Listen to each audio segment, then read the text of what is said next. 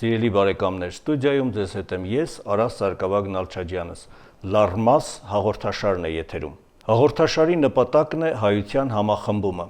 ինչ միջոցով։ Նախ եւ առաջ հայոց ազգային գաղափարախոսությամբ, որ կոչվում է Լարմաս, եւ քանի որ մեր հաղորդաշարը ներկայացնում է այդ գաղափարախոսությունը, ուստի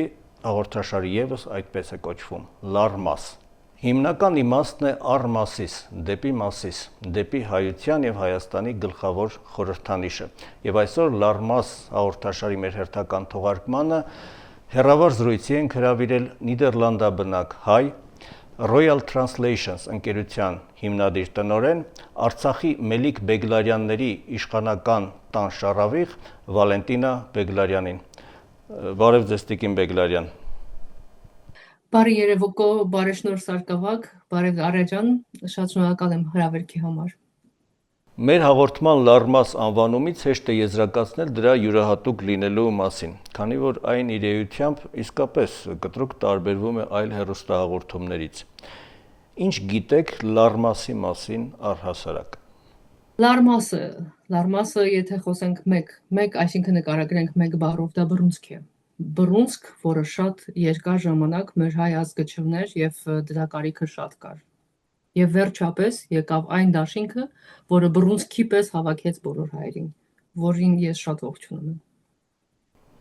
Բռունցք նկատի ունեք, որ մատները ոչ թե առանձին են ձեռքի, այլ բռունցքված են, միավորված են եւ մեկ ամբողջություն են կազմում շնորհիվ այս գաղափարախոսության։ Իհարկե դեռ ճանապարհ ունենք անցնելիք, երկար ճանապարհ, բայց սա հանգեցնում է այդպիսի բռունցքման։ Դա նկատի ունեք, որքան հասկանում եմ։ Այո, նկատի ունեմ այն բռունցքը, այն միասնական, վերջնական բռունցքը, որը պակասում էր մեր ազգին։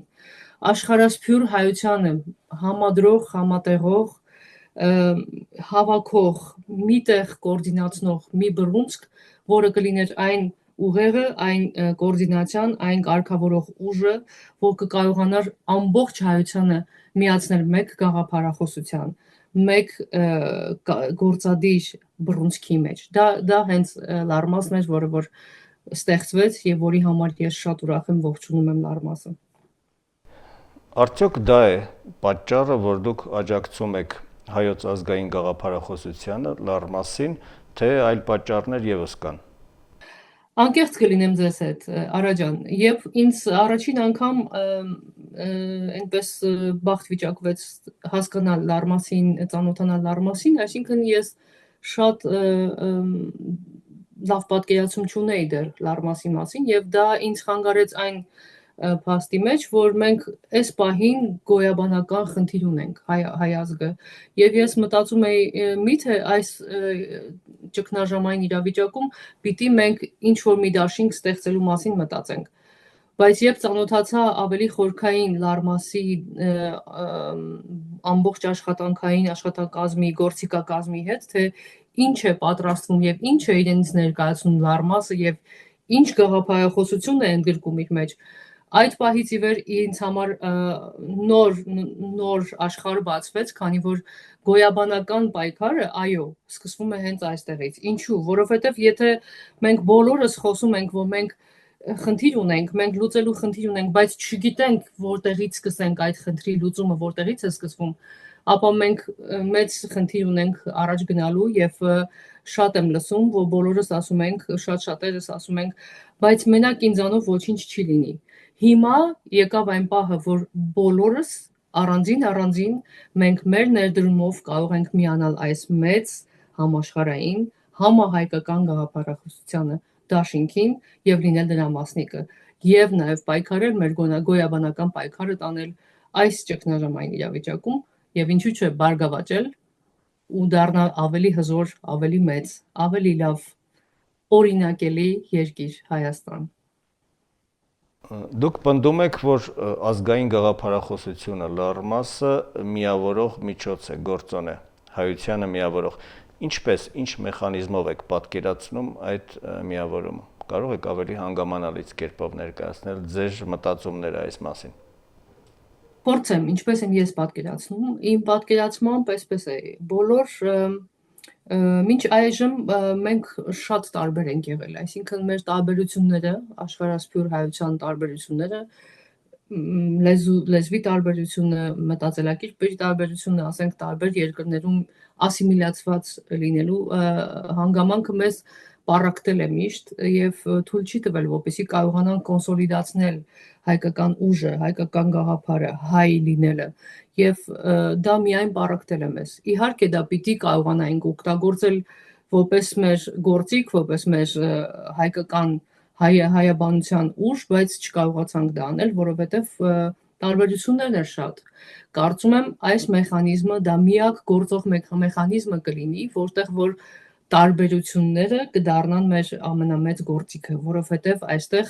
ամեն մի իրարից տարբերվող հայ կկարողանա ունենալ իր ներդրումը, իր մասնաբաժինը եւ դա կօգտագործվի լարմասի ամբողջական դաշինքի ավելի լավ, ավելի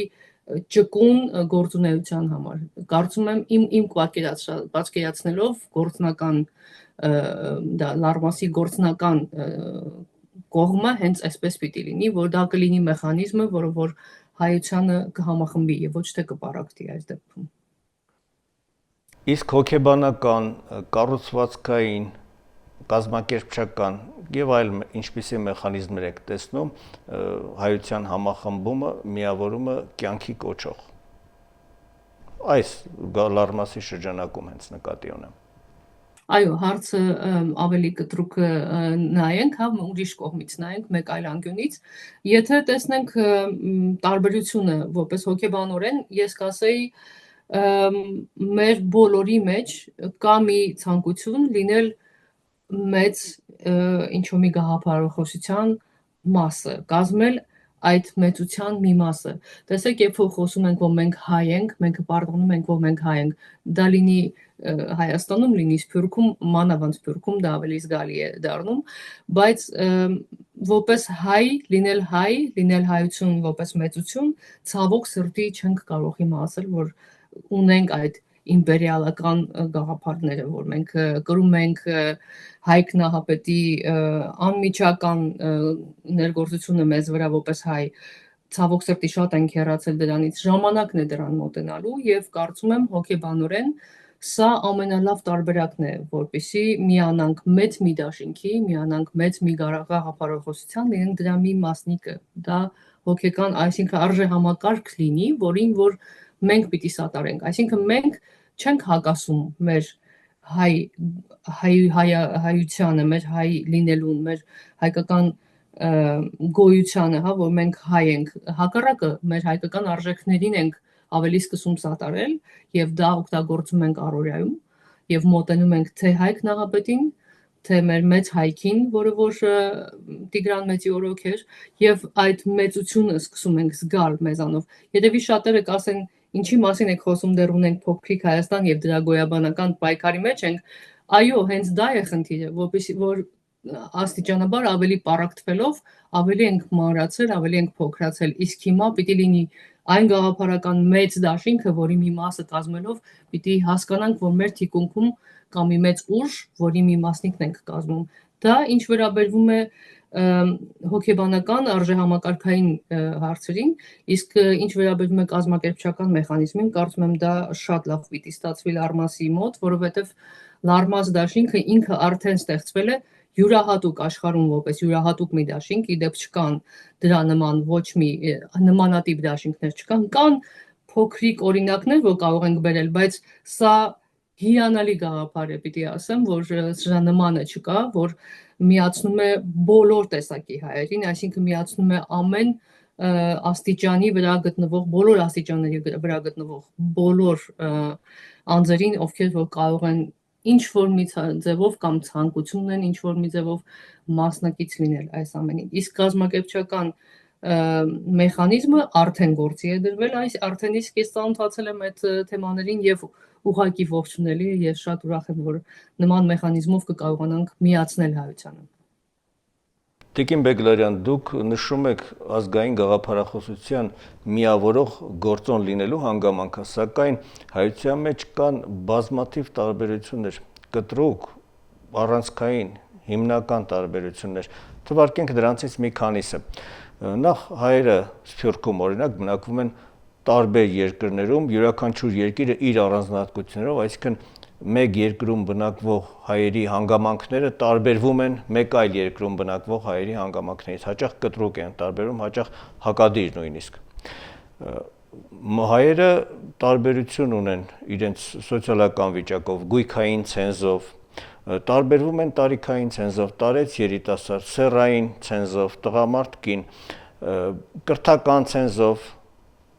մեկի կրթությունը ավելի բարձր մակարդակի է, մյուսինը ավելի ցածր, ազգային արժեքներով դաստիարակված լինել կամ չլինելու հանգամանքով, ոմանք այդպիսի արժեքներով են դաստիարակված, ոմանք ընդհակառակը, հաճախ դրան հակասող այլ արժեքներով, որոնք մենք մեր կողմից քննադատվում են, եւ նույնիսկ լեզուները տարբեր են, մի մասինը արևելահայերեն է, մի մասինը արևմտահայերեն, արդյոք այս ամենը չի խոչընդոտի համախմբելու աշխարհի բոլոր հայերին, ի Հայաստան եւ իսպիրոս աշխարհի։ Արաջան ձեր հարցը իհարկե շատ լավն էր, բայց կարծեմ դրան պատասխանելը շատ դյուրին պիտի լինի, ասեմ ինչու, որովհետև հայերին ամբողջ աշխարհում ինչքան տարբերում, այնքան էլ մոտեցնում է հայացությունը, այսինքն մենք ունենք հայկական արժեքներ, որոնք որ մնում են հայկական, լինենք մենք Հայաստանում, Ռուսաստանում, Պարսկաստանում, Թուրքիայում, Արևմտյան Հայաստանի ինչ-որ հատվածներում, թե Եվրոպայում, Ամերիկայում, ինձ թվում է, որ բոլորս, մանավանդ Սփյուռքից կարող եմ դա հաստատել, որ բոլորս, երբ տեսնում ենք հայեցիություն, այսինքն այն ինչ-որ մեզ ազգային ձևով միացնում է իրար, դա մնում է յուրահատուկ եւ դա պիտի մեզ միավորի։ Ուղղակի կարգավորման մեխանիզմներ են հարկավոր, որոնք արդեն կան ու գոյություն ունեն։ Նաեւ չմոռանանք մեր լեզվի մասին, մշակույթի մասին։ Մշակույթը, մեր պատմությունը, մեր եկեղեցին, մեր հոգեվոր պատկանելությունը մեզ շատ է մոտեցնում։ Այսինքն միգուցե եւ կարող ենք փնտրել, գտնել տարբերություններ, իհարկե կարող ենք դա գտնել, շատ են տարբերությունները, օրինակ տեսնելով դրսում, Հայաստանում լինելով, կարող եք տուրիստական ժամանակներում, երբ որ շատ են տուրիստները Հայաստանում, այդպես չի կարելի ասել, բոլորս տուն են գալիս իհարկե, բայց բոլորս տուրիստ ենք։ Եվ կարելի է ուղղակիորեն տեսնել, որ այս մի խումբը գալիս է Ռուսաստանից, նրանք Եվրոպայից, նրանք Ամերիկայից, դա տեսանելի է, իհարկե տարբերությունները կան եւ դա պիտի ընդունենք, որ կան այդ տարբերությունները, բայց քանի որ մենք պատկանում ենք մեկ ազգության, դա մեր հայությունն է եւ հայեցի ենք բոլորս սիրում ենք մեր հայկական մշակույթը, բոլորս սիրում ենք մեր հայ լեզուն եւ պատկանում ենք նաեւ նույն հայկական առաքելական եկեղեցուն, այսինքն հոգեվորական պատկանելություն ունենք, դա շատ մեծ առավելություն է մեզ համար։ Միայն այն մեխանիզմները, որոնք պիտի հիմա որպես գործիքակազմ գործի դրվեն, որպեսզի համախմբեն, ոչ թե պառակտեն այդ տարբերությունները, միայն այս տարբերությունները գործի դնելով կարող ենք համախմբել ու միացնել ամբողջ հայությանը։ Դա իմ կարծիքով։ Իսկ արդյոք հակադրման ինչ որ պահեր չեք տեսնում այստեղ, արդյոք Լարմասը չի հակադրվում հայկական այն կառույցներին, օրինակ, որոնք արդեն իսկ արկա են, օրինակ հայկական Սփյուռքում, ձգտելով գրավել դրանց տեղը կամ մասամբ հանձնառնել դրանց գործառույթները, իրենով փոխարինել արդեն իսկ եղած կառույցները։ Օրինակ, հայ առաքելական եկեղեցին, որ աշխարհի բազմաթիվ երկրներում թեմեր ունի, կառուցվածքային ստորաբաժանումներ, այսպես կոչենք, հայկական կուսակցությունները, որոնք դարձյալ Սփյուռքի զանազան երկրներում արկա են, հայկական բարեգործական կազմակերպությունները, սկաուտական շարժումը, մարզական մշակութային կազմակերպությունները, կիրակնօրյա դպրոցները, հայոց լեզվի ուսուցման հաստատությունները եւ այլն։ Այսպիսի վտանգ դուք տեսնում եք, թե ոչ։ Ոչ, ես այդ վտանգը չեմ տեսնում, փառք Աստծո, ասեմ ինչու։ Մենք արդեն տեսնում ենք, որ Սփյուռքում տարատեսակ կառույցները հակադրում են իրար, այսինքն մրցակցության տրամաբանություն կա այստեղ։ Կարծում եմ լարմասը հենց այն կառույցը պիտի լինի, որ սատարի բոլոր այս կառույցներին, այսինքն միացնի, համախմբվի նույնիսկ այդ կառույցները։ Բնականաբար մեր հայ առաքելական եկեղեցուն պատկանող կառույցները երբեք եւ ոչնչով չեն կարող փոխարինվել, կարող են մենակ փոխարինվել միայն եւ փոխարինվում են ցավոք սրտի աղանդներով, այստեղ շատ մանավանդ Սփյուռքում տարածված խնդիր է եւ կարծեմ հենց լարմասը պիտի լինի այն սատարող ուժը, որ միացնի այս բոլոր պարակտված հայությանը կառույցներին, բացատրեմ ինչու, երբ ես հետազոտություն էի կատարում, այսինքն ինքս ինձ համար հաստատելու, հասկանալու թե ինչու են մարդիկ դառնում աղանդների մի մասը։ Ես հասկացա, որ նրանք կարիք ունեն արժեհամակարգային գաղափարախոսության ինչ որ մի մասնիկը լինել ու զգալ, որ իրենց մեջքի հետևում կա ինչ որ մի կառույց, կազմակերպություն, որ նրանց կսատարի։ Եվ սա է հիմնական պատճառը եղել, որ մարդիկ գնում են դեպի աղանդները, քանի որ հայ առաքելական եկեղեցին իր կառույցներով հանդերձ տեղական կառույցներ, տեղական թեմեր չունի ամենուր։ Եվ սա է խնդիրը, որ իհարկե փորձում ենք նաև հայկական եկեղեցու կառույցները այստեղ հնարավորինս ավելի ընդլայնել եւ ուրախանում ենք ամեն անգամ, երբ նոր կառույց է ձեռք բերվում, օրինակ հիմա Մաստրիխտի համայնքը ձեռք բերեց իր կառույցը հայկական եկեղեցին, որի համար շատ ուրախ էինք, Սուրբ Խաչի տունին միասին էինք այնտեղ եւ շատ հաճելի ու ողջունելի էր, որ կա նման կառույց, որ արդեն միավորում է հայերին այնտեղ, բայց ասեմ, որ նույնիսկ եկեղեցական կառույցներն են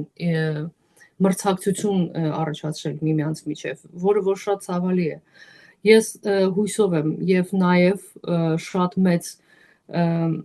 ողջունելիությամբ պիտի ասեմ, որ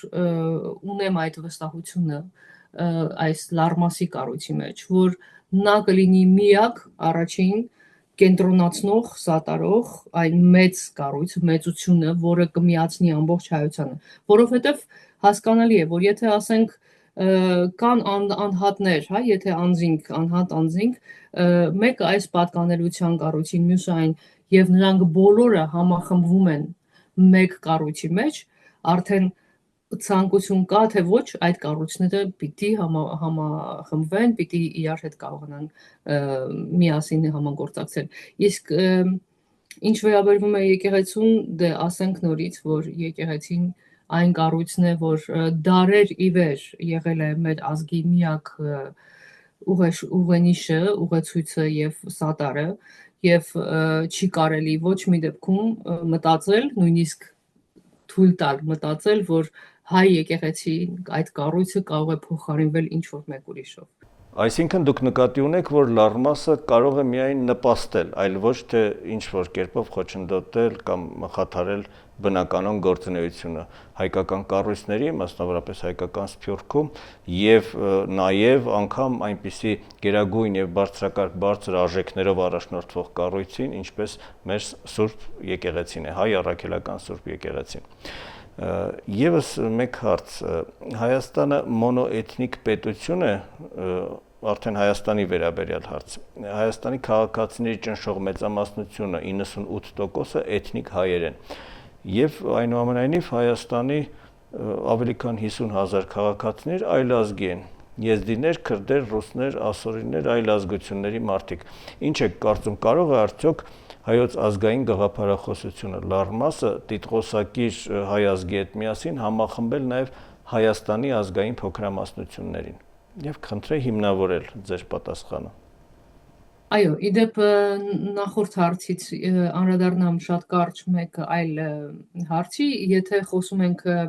համախմբման կամ կառույցների հակադարձման հետ կապված, ասեմ, որ եթե կան տեղական կառույցներ, դրանք երբեք չեն կարող փոխարինել գլոբալ մեծ կառույցին, բնականաբար, նրանք պետք է գործեն, նրանք հարկավոր են, նրանք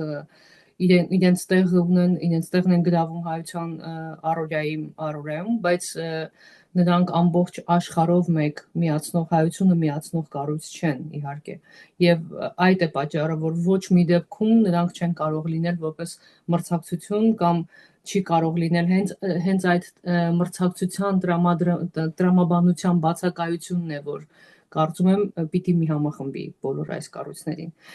վերադառնամ ձեր այս հարցին իսկ փոքրամասնություններին վերաբերվող ասեմ որ շատ հաճելի էր ինձ իմանալ լսել որ մեր փոքրամասնությունները Հայաստանում իրենց շատ լավ են զգում Հայաստանում եւ ես մեկ անգամ չէ որ լսում եմ իմ հաճախորդներից ովքեր որ տարբեր ազգային պատկանելություններ ունեն եզդիներ են, քրդեր են, ասորիներ են, ռուսներ են որ իրենց շատ լավ են ընդունում Հայաստանում որ նրանք շատ մեծ ազատություն են վայելում օրինակ քրդերը նույն Թուրքիայում չեն կարող ասել որ իրենք ինչ որ ազատություն ունեն կամ ինչ որ մի ձևով կարողանում են կամ եզդիները օգտագործել իրենց մշակութային առանձնահատկությունները այն դեպքում երբ որ Հայաստանը նրանց տվել է այդ հնարավորությունը եւ հենց այդ պատճառով կարծում եմ որ եթե չսահմանափակենք ազգային փոքրամասնությունների ազատությունը եթե մենք նրանց հարգենք նրանք էլ բնականաբար մեզ հարգելով լինելով մեր երկրի մասնիկը համարելով մեր երկիրը իրենց հայրենիք պիտի միանան մեզ, որովհետև եթե գաղափարախոսությունը բարգավաճումն է, եթե գաղափարախոսությունը հզորանալն է, կարծում եմ բոլոր այս փոքրամասնություններն էլ նույն ձևով կցանկանան լինել այդ հզորության, այդ բարգավաճման մի մասնիկը եւ մեծ սիրով կպայքարեն կողքի մեզ հետ, ինչպես որ պայքարեցին, ասենք, վերջին մերօրյա պատերազմի ժամանակ։ Անդրադառնալով մեզ համար ամենասիրելի, ամենահոգեհարազատ կառույցին, հայ առաքելական Սուրբ եկեղեցուն, պետք է նշենք, որ Հայաստանի բնակիչների ճնշող մեծամասնությունը, ավելի քան 92%-ը, իրեն համարում է հայ առաքելական Սուրբ եկեղեցու հետևորդ։ Նաև սփյուռքահայերի մեծ մասը իրենց համարում են հայ առաքելական Սուրբ եկեղեցու հետևորդ։ Ինչպես է այս հանգամանքը համադրվում Լառմասի ազգային գաղափարախոսության համախմբող ազդեցության հետ, արդյոք նպաստում է։ Ճիշտն ասած շատ հիացած եմ այս նորությամբ, որ ես չգիտեի ճիշտ ասած, որ 92% են կազմում այն մարդիկ անձինք, որ իրենց համարում են հայկական առաքելական եկեղեցու մասնիկ, ինձ համար դա շատ լավ նորություն է եւ կարելի է համարել, որ դա փաթեթային նվեր է Լառմասին։ Ինչու, որովհետեւ եթե արդեն գործում է մեզ մոտ այդ տրամաբանությունը, որ մենք, այսինքն մենք ունենք այդ հասկացողությունը, որ մենք պատկանում ենք հայ առաքելական եկեղեցուն, մեր պատկանելիությունը մեզ համար հաստատակ է, ուրեմն դա Լառմասին լավագույն նվերը կարելի է համարել, քանի որ մենք չունենք այլևս այն պայքարը, որպեսզի այդ ամբողջ հայությանը մեր ժողովրդին ետ բերենք դեպի իր հիմքը, իր արմատները, իր դարերից եկող ամենամեծ սատարող կառույցը Սուրբ հայ առաքելական եկեղեցին, որը որ արդեն մարդիկ ունեն այդ պատկերացումը։ Այնպես որ կարծում եմ, որ եթե փորձեինք Լառմասին ավելի լավ փաթեթային նվեր տալ, միգուցե չկարողանայինք։ Սա լավագույն նվերն է եւ կարելի ասել միայն ընդառաջ մասիս, դեպ մասիս, որպեսզի կարողանանք գրավել նոր բարձունքներ։ Իսկապես եկեղեցին հայության համար ամենանվիրական կառույցն է։ Սակայն արդեն մեկ գործնական ուղղվածության հարց տամ ձեզ։ Ինչ եք կարծում, կարող են արդյոք Լառմասին նոր միացող անձինք իրենց ներդրումը ունենալ նրա գործունեության մեջ եւ եթե այո, ապա ինչպես։ Այո, անշուշտ։ Կարծում եմ, որ ամեն մի ոք տարբերվող մյուսից ունի իր յուրահատկությունը։ Մենք բոլորս ունենք այդ յուրահատկությունները։ Եվ եթե մենք հասնենք այն հասկացողությանը, մտածելակերպին, որ մեր յուրահատկություններով հանդերձ, մեր տարբերություններով հանդերձ, մենք կարող ենք ունենալ մեր ներդրումը Լառմասի մեջ,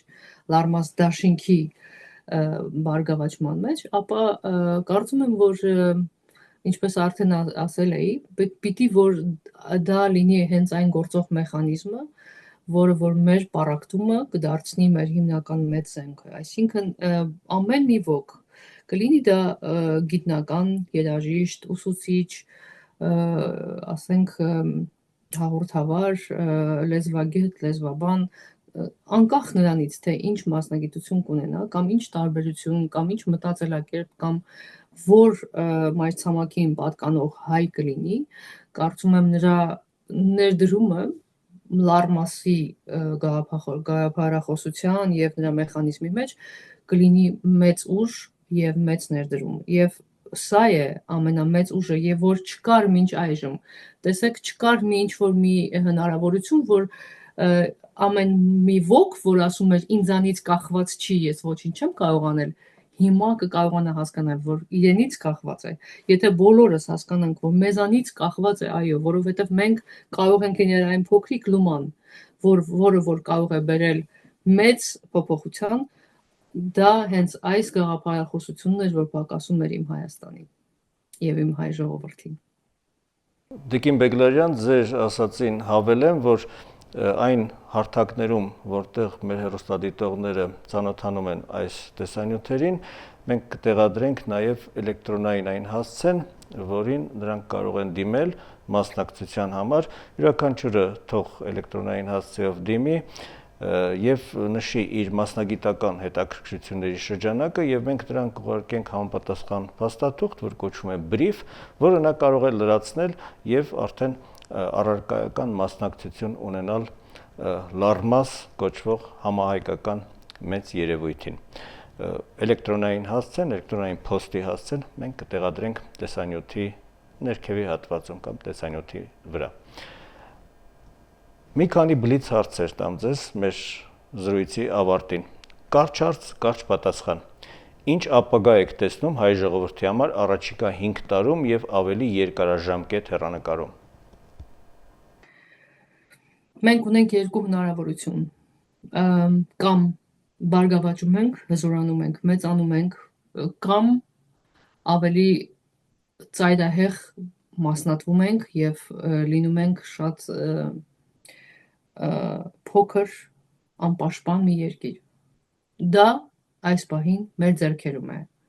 եւ կախված է մեզանից յուրաքանչյուրից, թե մենք ինչ ճանապարհ կընտրենք մեր Հայաստանի, մեր հայ ազգի, մեր հայեցիության պահպանման, գոյատևման եւ բարգավաճման համար։ Կընտրենք մեկ ճանապարհ, որտեղ որ կարող ենք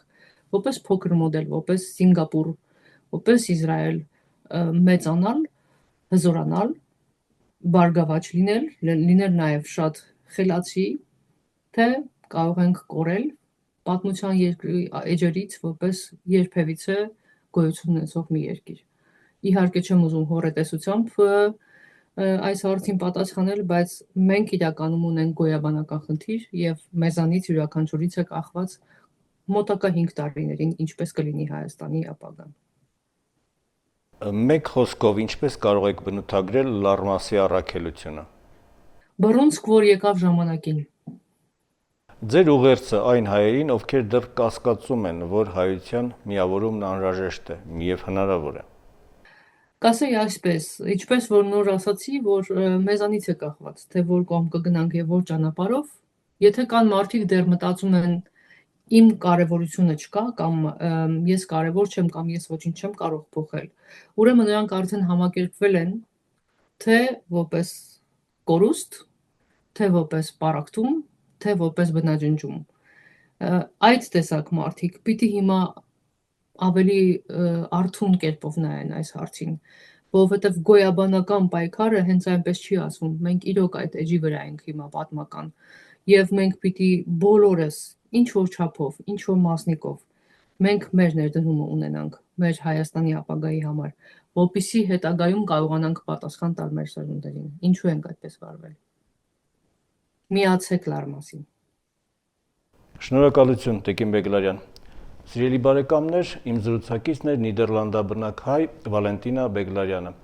Աստված ամենքիս հետ։